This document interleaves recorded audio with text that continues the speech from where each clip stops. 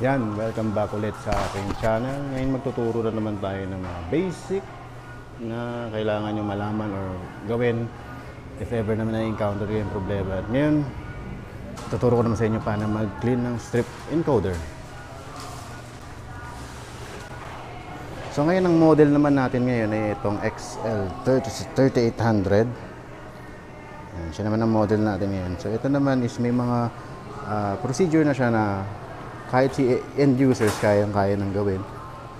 So pagka nagkakaroon na ng linya dun sa printout is minsan printed pero minsan is na kailangan nilinisan yung strip encoder kasi doon dumadaan yung head.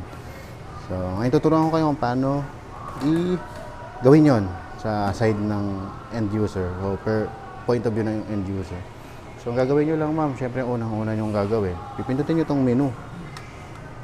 Yan, pag pindot nyo ng menu, ang labo, di ba? Pag pindot nyo ng menu, pupunta lang kayo sa tools and troubleshooting. So makikita nyo dito lahat ng calibration. Pero, hindi pala layo dyan. Yan, ito, ay sorry, nawala. Yan. So, yun yung mga troubleshooting guide. So, pero hindi tayo pupunta dyan. So, yung cleaning ang gagawin po natin ngayon. Ang gagawin nyo lang una, syempre gagawin natin itong tools and maintenance. Yan. So, maintenance, meron tayo ditong user maintenance. So, lahat ng makikita nyo dito, hindi lahat ng printer may ganito. So, syempre, special features yan ng mga malalaking printer. Kahit wala na masyadong interaction ng technical, meron ka na dito, pwede mo na gawin. Bakit kahit hindi ka tumawag ng technical, pwede mo na siyang gawin. Start nyo lang po yung ano niya. Yan.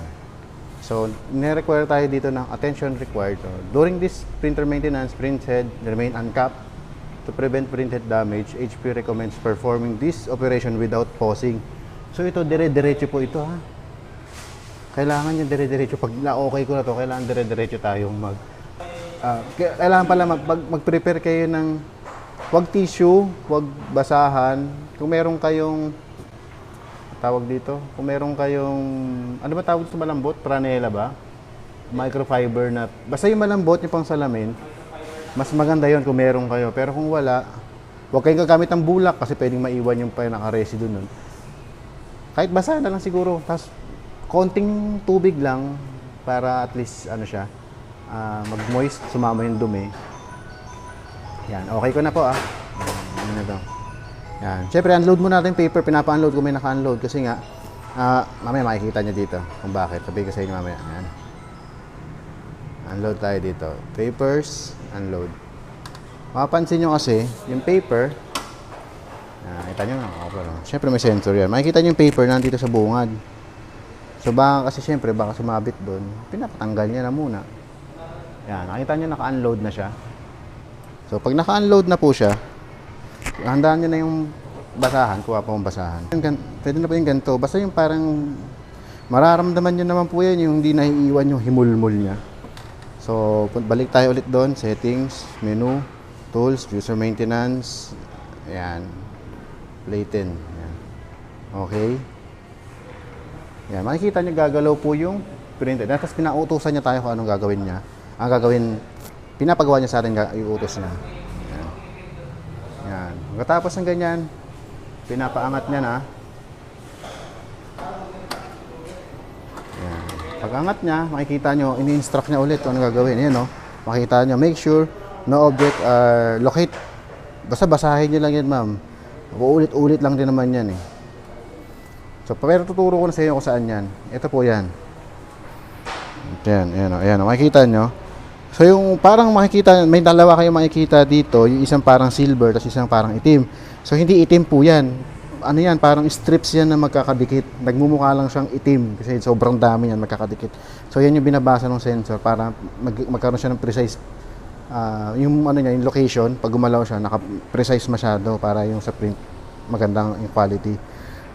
Yan, lolocate nyo lang po yan, gaganyan nyo siya. Tapos huwag nyo pupunasan po yung grasan, makikita nyo dito sa may strip. Huwag nyo pupunasan po yan. Yan, may makikita nyo parang madulas yan. Huwag nyo pupunasan yan. So, gagawin nyo lang po dito, itong strip ang pupunasan ninyo. Yan, hawakan nyo, mararamdaman nyo po yan parang may sumasamang oil. Yan, pag may sumasamang oil po, okay yan. Ibig sabihin lumilinis. Pero dahan-dahan lang po Siyempre, alalahanin po natin, may nabasahan nyo na to ng konting tubig. So, kailangan nyo po itong ingatan. Dahan-dahan lang po. Ayan, nakita natin Ganyan na siya. Ayan ang pinaka-maintenance niya. O, kita nyo? May dumi.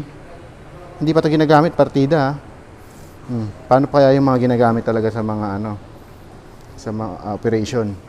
Di ba? Ngayon, pag nakuha nyo na yan, nilinis nyo, sigurado kayo, dahan-dahanin nyo lang po ulit Dahan-dahanin nyo lang. Siguro mga dalawang balik, siguro. Pwede na. Pwede na yan.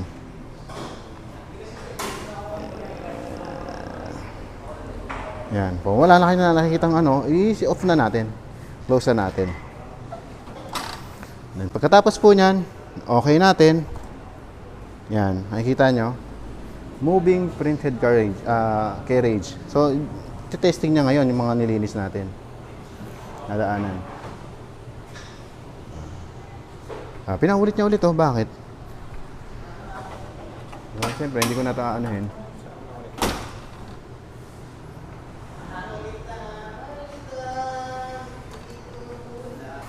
Makikita nyo dyan, ayan successful na siya. So, yan. Okay na natin. Yan. Okay. So, kaya pala siya umulit kasi pinapalinis din yung platen. Kasi hindi naman ito madumi. Oil lang din naman yun. So, hindi ko na nililinis. So, yun lang po. Try nyo lang din. Tapos, sample print na kayo. Test print na kayo. Menu, tools, troubleshooting, 3 tuldok, print, head status plot. Yan. Yan lang po, ma'am. Thank you.